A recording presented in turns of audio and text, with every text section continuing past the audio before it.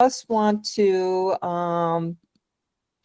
introduce our next two speakers, which will be Dr. Rani and Ratan Asriampepong. I'm so sorry if I butchered your name, but Rani is a NOAA Climate and Global Change postdoctoral fellow, also who is researching with his host, Dr. Jessica Tierney at the University of Texas, and his research broadly is or University of Arizona, sorry. His research broadly is called Texas Towards a Full Proxy System Modeling Tetraether Index of Ammonia Oxidizers and Reanalysis of Temperature Trends for the Past 100 million years.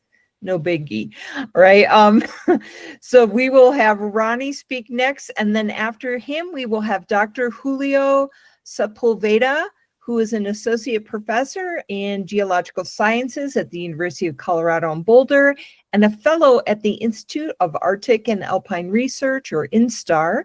He studies organic and stable isotope biochemistry, geobiology, biomarker research, paleoceanography, paleoclimate, extreme climates, mass extinction events. So, Rani, I am going to stop sharing and turn this over to you and your slide deck. All right. Lecture. Is this works for everyone? This is great. Thank you. Thank you, Dawn, for a very nice introduction, and I'm glad to be sharing my research with everyone, and glad to have Julio, who is also another paleoceanographer, in the room. And like switching from like wildfires, atmospheric science to like a little bit more paleoceanography. So we're going into the ocean right now. And my talk today is gonna be about how we can characterize what it's called nutrient effects on the TEX86 paleo-temperature proxy, which is the proxy that I largely studied over my PhD research in marine sediments. And when we're talking about TEX86, it's the sea surface temperature proxy based on the lipid biomarkers of these like marine microbes. So these are marine archaea. They oxidize ammonia in the oceans. So they play a critical role in nutrient and nitrogen and carbon cycles. And what we are going to see today in my talk is what would the nutrient stress do to the marine archaea? Like what would they do when they have like eating disorder or when they don't get enough food or something like that, which is something that it's have been discovered in lab cultures, like lab experiments, but not investigated a lot in the marine sediments or environmental observations. So I just would like to start like reminding everyone a broader pictures of why we're studying climate change and why studying past climate, it's more relevant to future climates than ever before. So this is the famous killing curve that I believe everyone have familiar with. And today, this is the number from today. This is 430 ppm of atmospheric CO2 in our atmosphere right now. And it's looking at over the past 800,000 years, then this is the CO2 estimates from ice core records. Our 430 ppm level is like already like much higher than every interglacial periods that we have experienced over the past 800,000 years. So we have to push back like to millions of years when we last seen these like level of CO2. And that's why like studying past climates, it's really relevant, and especially during these like greenhouse climate over the last 100 million years, like where we have like extremely high global mean temperatures. And these global mean temperature estimates going back hundreds of millions of years is possible because of the paleoclimate proxies. And there are several paleoclimate proxies, but I'm focusing in TEX86, as you can see from these like histograms or bar charts, that TEX86, which is highlighted in orange colors, is a large part of the paleoclimate records for over the last 100 million years. And it's safe to say that apart from the Delta O18 from planktonic forams, we don't have any other independent proxies other than TEX86. So this is my main goal, to improve TEX86 proxy to having a better estimates of how warm sea surface temperature was in the past.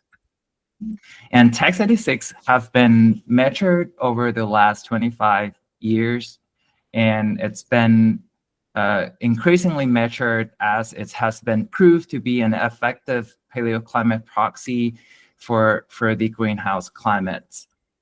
And majority of the samples in these kind of research is coming from these marine sediments, where the ocean drilling ship like JOIDES Resolution go out in the open oceans and then drill thousands of kilometers of sediments for over the past 40 years. And we can collected these samples and extracted biomarkers from these marine sediments to understand how climate changed in the past. Unfortunately, IODP program has been decommissioned last year because of the financial situations, and it would be a challenging time for our paleoceanography research if we don't have this kind of like research program. So hopefully we can have some like resolutions coming in the near future. So just to give a brief introduction how TEX86 works. So marine archaea can adjust their membrane rigidity by adding like the rings to their GDGT structures or membrane structures. So what you see here is the like cartoon pictures of the GDGT molecules. There are several structures. Some of them have no ring inside, some of them have more ring inside. And what archaea do is when they're exposed to warmer temperature, they add rings to their internal structures. By adding more rings, their membrane is more rigid, so they can sustain in the warmer seawater temperatures. And that's the basis for the TEX86, where the equation capture increasing average number of rings in their like GDGT molecules. And the first observations from global quartop, it's from these 40 data points from the original studies. And it's clear from these original data set that the relationship between TEX86 values and sea surface temperature is pretty linear. But when we have more data collected, so like the exponential calibration curves is proposed based on the curvature that we see when we have more data. And there are some extremely high TEX values in some regions like Red Sea, or like some of the high latitude regions, the TEX86 value not behave in the way that we expected. So people propose different calibration curves over the years, but I'm not going to talk deeply about which calibration curves is the most accurate, but I just like to point out some of the key like problems that people still have questions with TEX86. So the first is whether we should use linear or exponential. And this is very important in time when we have higher TEX86 value, for an example, during Cretaceous and Paleogene, where there are a lot of like marine sediments that have high TEX values in our sediments. And for an example, if we have a TEX values of 0.85, with different calibration curves, we can get a pretty much different temperature estimates. Another problem that people might have with TEX86 is there are a bunch of different sources. So archaea live everywhere. They live in every environment. Even in our body, we have archaea live in us.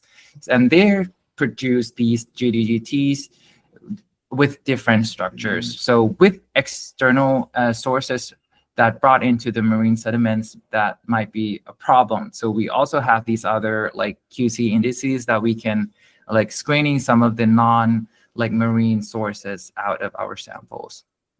And lastly, it's about the non-thermal factors, which is including oxygen level, growth rate, nutrient level, and the ecological structures of these archaea in the water column itself. All of these have been investigated in lab culture settings, and none of them has been incorporated in calibration models as of now. So that's why I proposed the project for the fellowship called Texas PSM, which is trying to incorporate all these like non-thermal factors into the temperature calibration frameworks. And I will just focusing on the nutrient effects for the rest of the slides. So there are evidence from lab cultures that archaea also do something odd when they're like limited in their nutrients. So they change their membrane structure not just by temperature, but by also nutrient levels. So the first study shows that at the lower growth rate, we have higher ring index. So if you can see on the left scatter plots, the lower or slower growth rate per cell, we have higher ring index, which also mean higher TAX86 values. Similarly, another studies showing that when they grow cultures of the same archaea with different nutrient levels, the low nutrients level, which highlighted in red data points, have relatively higher ring index values comparing to the high nutrient scenarios. So the question is whether these nutrient effects is preserved in marine sediments or in sedimentary texts. So to do that, we expanded our core top collections. Now we have about 2,000 core top locations, and we used NOAA World Ocean Atlas temperature data set, as well as nutrient data from the CMEMS, or the European monitoring service data sets. And even though they are marine ammonia oxidizers, I use nitrate here because we don't have a globally covered ammonia measurements, because it's really difficult to measure ammonia in ocean waters. And we have some evidence from the global nitrification data set suggesting that nutrient level in the surface ocean have some correlations with the ammonia oxidation rates in surface oceans. So how can we use nitrate to investigate nutrient effects? So first, we fit the data between TAX86 and ocean temperature, as we usually do. So we see very strong linear relationship between the two. And then we calculated the residuals, meaning that we use observed TAX minus predicted TAX based on linear regressions. And then we see that there are a lot of thermal effect largely removed from calculating residuals. And when we plot TAX residuals with nitrate levels, we started to see something interesting. So we have a very plot data globally. It's weak correlations between the two variables. But when we limited ourselves to the low nitrate level regions, we started to see stronger correlation between the two variables. And looking at these spatially, we see that majority of the red data set where we have high TAX residuals is usually located within the nutrient limited regions.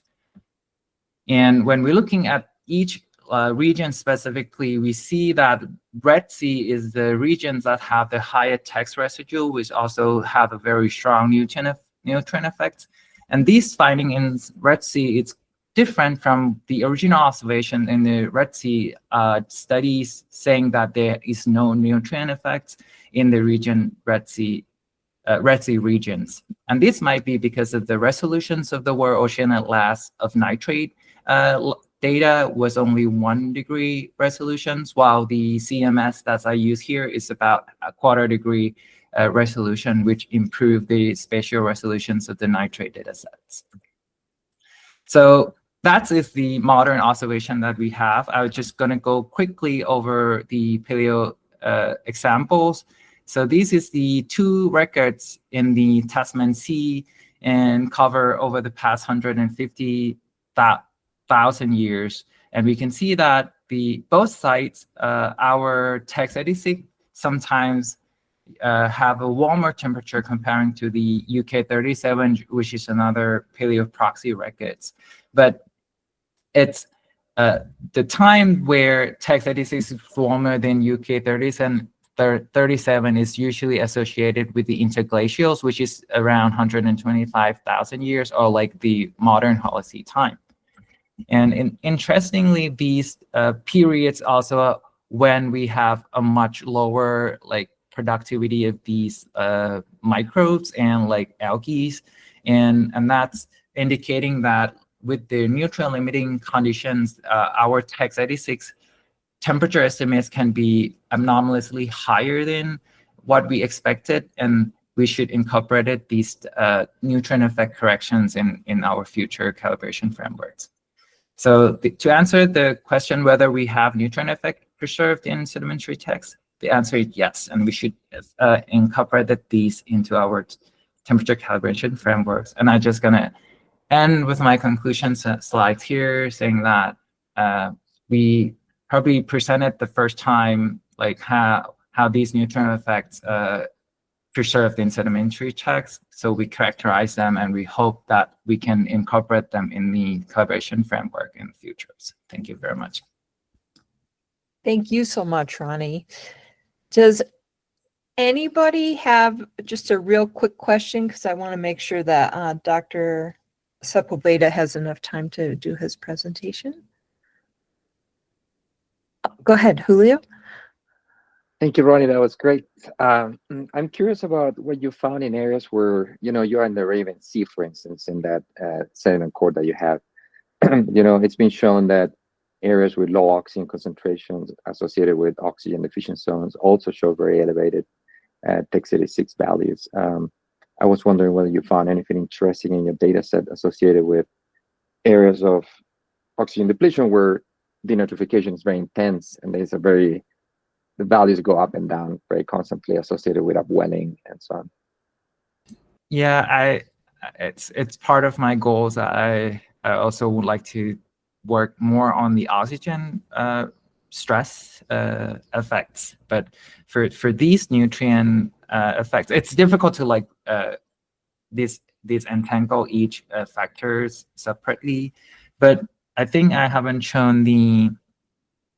Let's see. So these might be related to oxygen level as well, but another paleo example is from the Arabian Sea, which is the area where we have a strong like outwelling currents, where we also have a strong like oxygen minimum zones associated with it, and for these particular case, we see that Tex86 act weird during these like Heinrichs Zettel 1 and Younger Dryas, which it's supposed to not have these warm spikes because it's a cold episodes. And in these case, I use the bulk sediment